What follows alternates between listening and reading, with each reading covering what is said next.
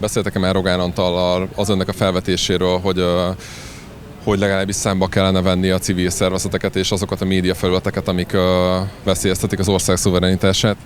Még nem beszéltünk róla, de ez egy régi téma. Ez már egy 2018-as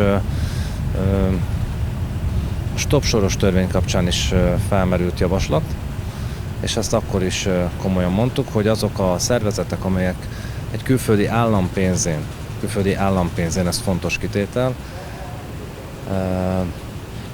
olyan belpolitikai befolyásra kívánnak Magyarországon szert tenni, amely nem demokratikus legitimitáson alapul, azt bizony vizsgálni. Ez egy egyszerű szuverenitásvédelemi kérdés. Tud mondani példákat?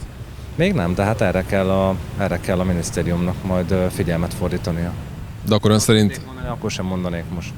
De akkor ön szerint lehet, hogy vannak ilyenek, de nem tudja konkrétan, hogy van-e?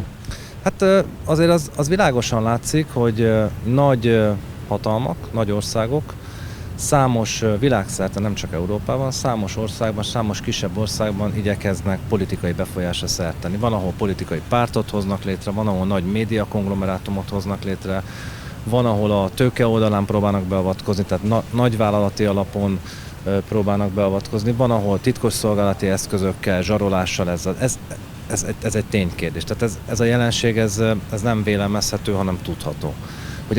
Hogy ezek közül Magyarországon melyik történik és milyen mértékben, azzal foglalkozni kell. De akkor miért nem foglalkoztak? Mondjuk ugye azt mondja, hogy 18-ban is felmerült és komolyan mondták, de akkor azóta nem foglalkoztak vele, most megint felmerült, tehát hogy miért nem történt mondjuk ebben az ügyben 4 év alatt előrelépés? Ugye vagy ravasz a kérdés, vagy rossz. Mert az, hogy foglalkoztak-e vele, azt nem tudhatjuk. Ezek titkosszolgálati műveletek. Akkor most van az ön fejében mondjuk olyan civil szervezet konkrétan, vagy médiafelület, aminél a gyanú felmerülhet, hogy egy külföldi állam pénzeli és politikai befolyást akar szert tenni Magyarországon? Ebben az ügyben lényegtelen, hogy én mit gondolok. Csak mégis ön vetette fel, hogy foglalkozni kellene ezzel a témával, tehát hogy...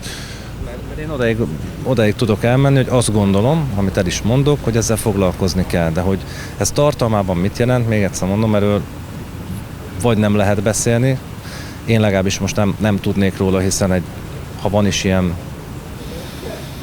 mondjuk úgy elvégzett munka a hátunk mögött, akkor az a titkosszolgálatoknál keletkezett, tehát nem ismert. Ha nincs, akkor pedig ösztönözni szeretnék mindenkit arra, hogy legyen. De hogy ez tartalma, mint ezt nem tudom megmondani.